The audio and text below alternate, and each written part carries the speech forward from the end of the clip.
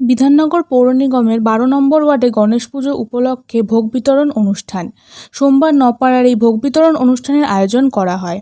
আর এই অনুষ্ঠান এদিন সুষ্ঠুভাবে সম্পূর্ণ হচ্ছে কিনা সেই বিষয়টি লক্ষ্য রাখতে উপস্থিত হন বিধাননগর পৌর নিগমের ১২ নম্বর ওয়ার্ডের প্রাক্তন পৌরপিতা আজিজুল হোসেন মণ্ডল এবং বর্তমান পৌরমাতা মমতা মণ্ডল। নিজেরা এই বিষয়টি তদারকি করার পাশাপাশি অনুষ্ঠানে আগত অতিথিদের নিজে হাতে ভোগ বিতরণ করেন এদিন আজিজুল হোসেন মণ্ডল ও মমতা মণ্ডল। আর এদিনের এই অনুষ্ঠানে উপচে পড়েছিল সাধারণ মানুষের ভিড়, যা ছিল সত্যি চোখে পড়ার মতো।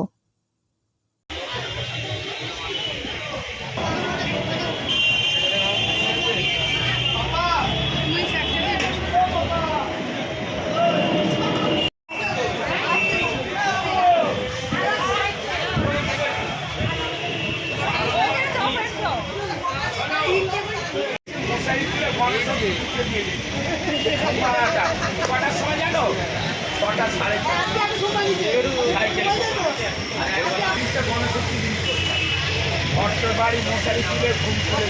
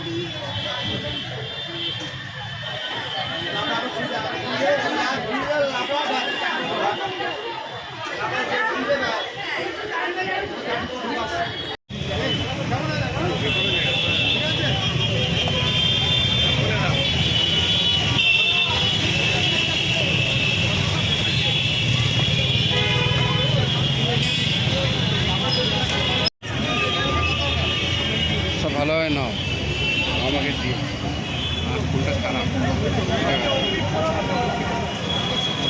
কেউ টাকা দেয় না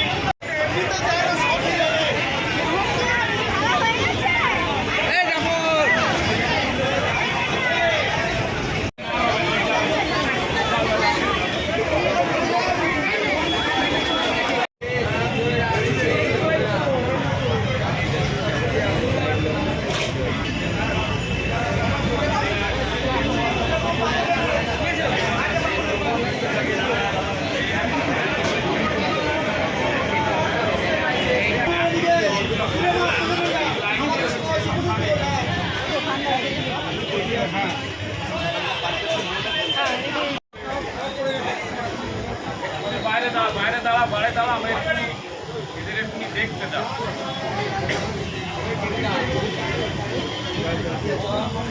চামচ করে দাও, ওদিকে চলে যাও। 2 চামচ করে প্রত্যেকে দাও। হ্যাঁ, ওদিকে দাও। হ্যাঁ, ওদিকে দাও, ওদিকে দাও। হ্যাঁ, ওদের 2 চামচ এখানে আসবে, এইটা আসবে। হ্যাঁ, সেইটাই চলে, সেইটাই। তোমরা পাতা দিতে থাকি। সব কেন